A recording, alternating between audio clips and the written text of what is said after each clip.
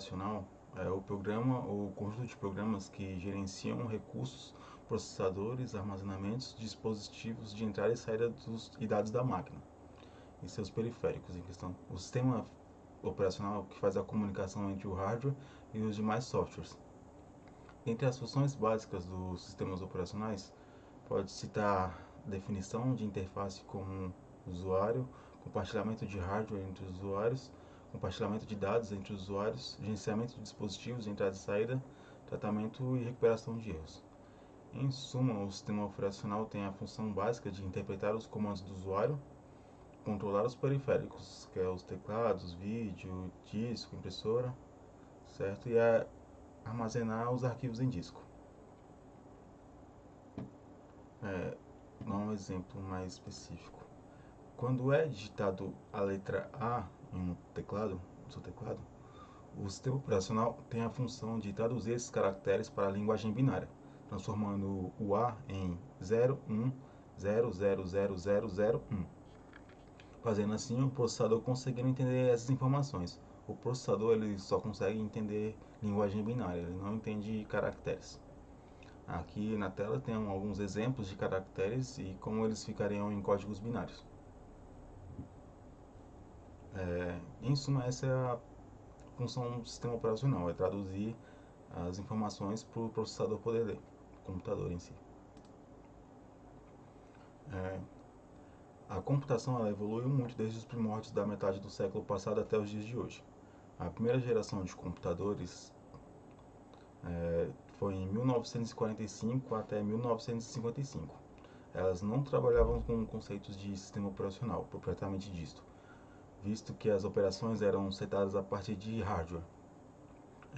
Por exemplo, nessa foto que vemos do ENIAC, eram utilizados quilômetros de fios, luzes de aviso para o devido funcionamento, certo? Tinha um parâmetro no funcionamento, as pessoas tinham que fazer primeiro um serviço para esperar esse serviço finalizar para depois manualmente ir alterando as informações do computador e fazendo esse outro serviço.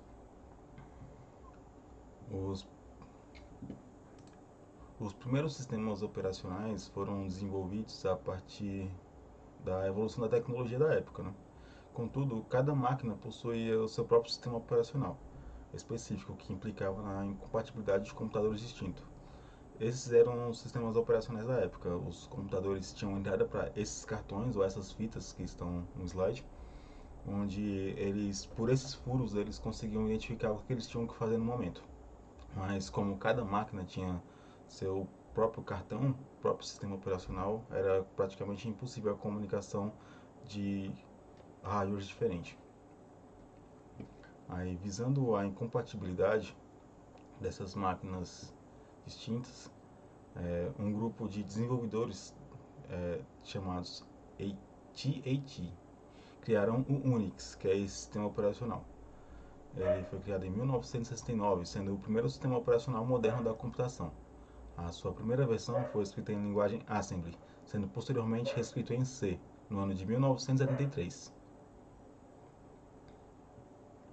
Em 1977 foi lançado o BSD, um sistema operacional fortemente baseado no Unix, focado principalmente para a execução em máquinas específicas de alto desempenho, como o famoso computador VAX, qual foi uma referência de máquina na época, certo? Tanto o Unix como o BSD, em suas primeiras versões, foram desenvolvidos para o uso de computadores de grande porte, normalmente em universidades ou grandes empresas, certo? Contudo, alguns jovens já tinham ideias de fazer computadores para uso pessoal, sistemas operacionais para uso de pessoas comuns.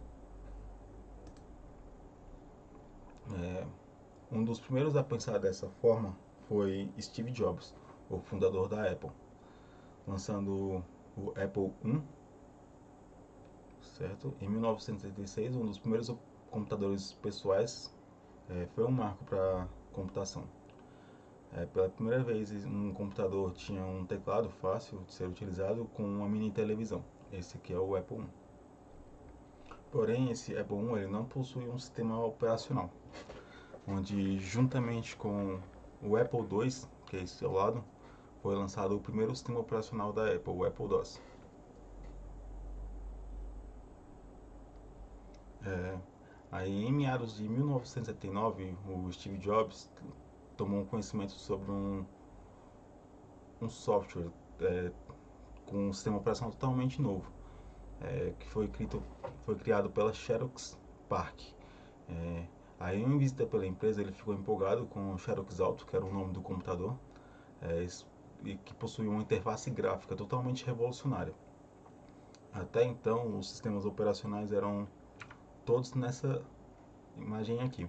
Todos eram em códigos, não tinham um sistema gráfico. Depois que ele visitou a Xerox, ele ficou abismado, né, com esse sistema operacional que tinha gráficos em questão. E 1983 a 1984 eles lançaram o Lisa e o Macintosh, aproveitando todas as ideias gráficas do Xerox Alto, colocando o conceito de desktop que utilizamos hoje em dia nos computadores. Esse aqui é o Apple Lisa e o Macintosh. Eles são os primeiros computadores pessoais com interface gráfica. O restante era empresariais.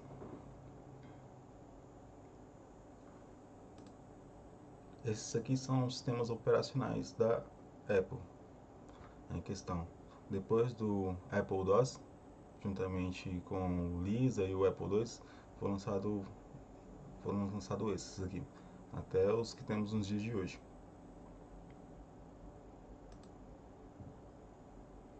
Informo que em 1975 foi fundada a empresa Microsoft pelo jovem programador Bill Gates. Em 1979, a Microsoft comprou um sistema operacional da Seattle Computer Products pelo valor de $50.000, que todos dizem que foi o negócio do século, pois a Microsoft hoje em dia vale bilhões, né? Após várias melhorias sobre o sistema comprado, a Microsoft lançou o MS-DOS, que foi o primeiro sistema operacional da Microsoft também.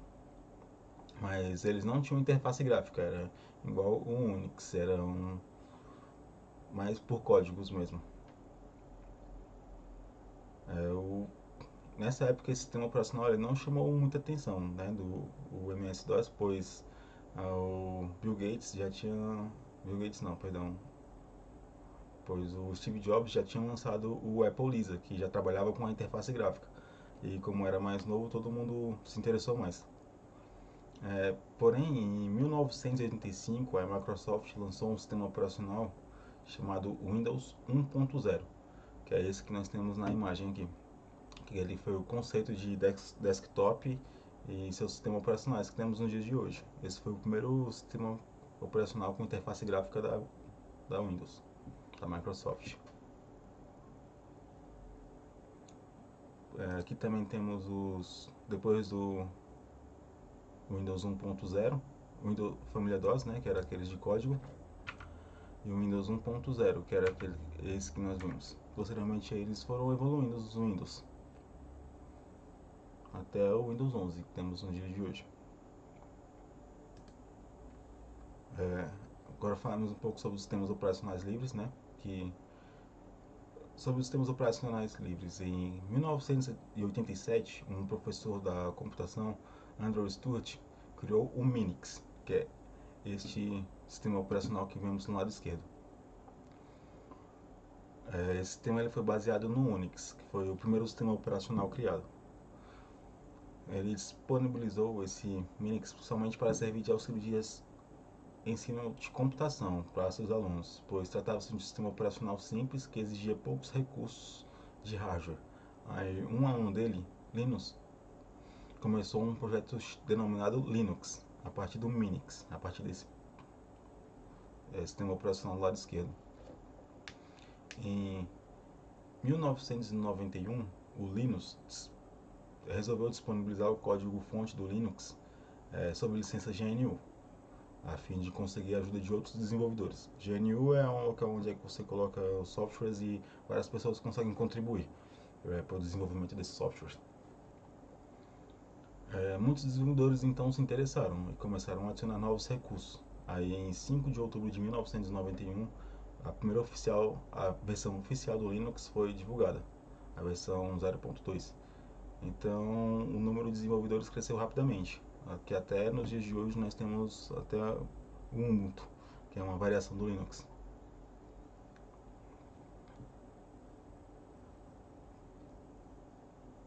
Posteriormente, nos dias de hoje, em 1996, nasceu a primeira geração de sistemas operacionais mobile, que era o Mobile Palm OS, sua versão 1.0.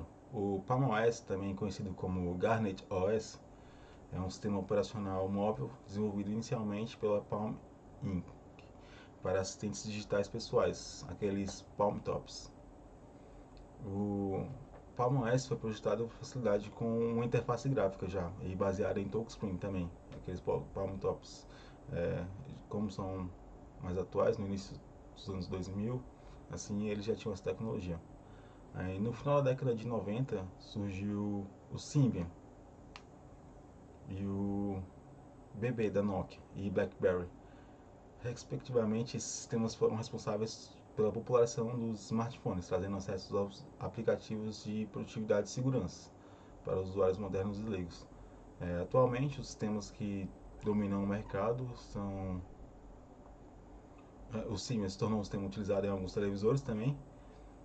O BlackBerry chegou ao fim com a desativação do serviço, e os sistemas operacionais que estão no mercado atualmente é o Android da Microsoft e a Apple com o seu iOS, correto? Nessa aula podemos verificar a história dos sistemas operacionais, né? Posteriormente veremos as informações sobre os hardwares, as informações